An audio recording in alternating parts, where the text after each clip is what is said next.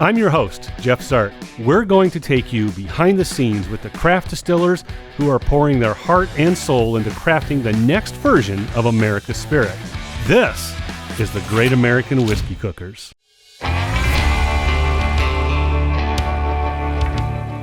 Running a still is a learning process. It has its own special character. Generally speaking, you can call a friend in the business with a similar size still, but what about when the still is truly one of a kind, and then mix that with the regular pot still? AJ at Jones Distillery certainly has his work cut out for him.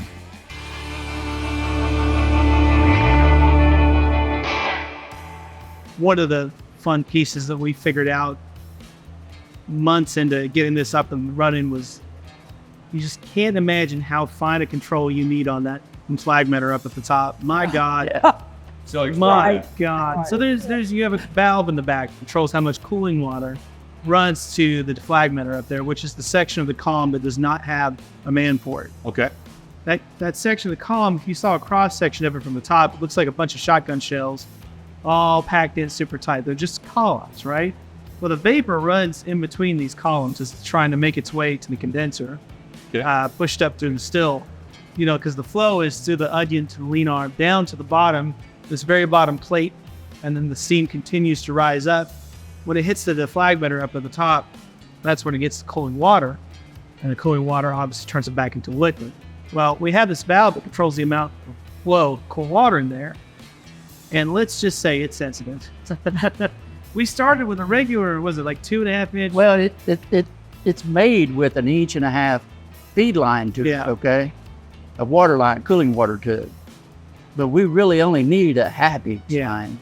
Oh, wow. So you can imagine going from trying to control this large valve to, you just couldn't do it. You could cut it down all you want to, and you'd either go completely off or, too much. And we bypassed it back here. We did a bypass build where we still have it all in place, but we went down to a 1/2 inch line and got a little valve now. That's cool. That's all the amount of water it really takes to operate it, which it did throw you for a loser for a while. Really did. I can't tell you how many nights we spent up here messing with that till all hours of the night, trying to get it to run through, and just couldn't. It was like the still would just get stuck because it couldn't push the vapor through. I was just condensing too much. I will tell you one thing about this whole distillery process. We spent a lot of time up front looking at equipment, talking about equipment, laying out the space, and try to make everything flow like it needs to, from the corn to the mash cooker to the fermenter, to be able to do it without as many people. So if somebody is missing, you can still do your production. Gavin, who does most of the fermentation now, 1/2 a day, Really? he's done, He can do whatever else we need done, spend time cooking. A lot of times he jumps over on the still for 1/2 a day, and so he's now learned the distillation process. So has my maintenance guy, and so has my grandson. They've all been taught the distillation process now too. Very cool. And then you have the bigger pot still over here. How big is this one? Yeah, so this is 1,000 gallon. 1,000 gallon.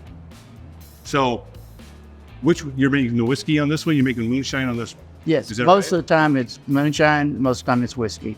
Okay. We do both, like we run moonshine on this one as well. We're making a moonshine product for somebody else that we ran on both of these. Because you do some contract distilling. Yeah. Right. Yeah. And just for a little bit further clarification, so the moonshine is actually used to make the clear shine that you would assume to be moonshine, but it's also the product that we use to make our barrel cut products. Okay. So the barrel cut being the aged version of that spirit, and that's all coming off of the spirit hot stove.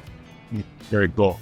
You're running 5 days a week, Monday to Friday, regular day shift. Sometimes weekends. Right. Sometimes. And you could run a second shift if you really needed to, right? Most certainly, yeah. And you're putting up, remind me one more time, how many barrels for you guys are you putting up a week or a month or a year? So we're doing a little over 2.5 barrels a day. Right. So in 3 days, we might be doing, say 8 barrels maybe a week for us right now. Yeah.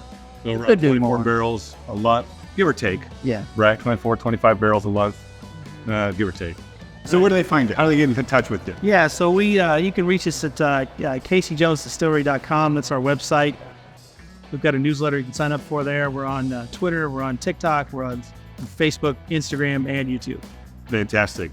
Guys, thank you. I appreciate showing us the stills and everything that's going on here and the intricacies of running the still.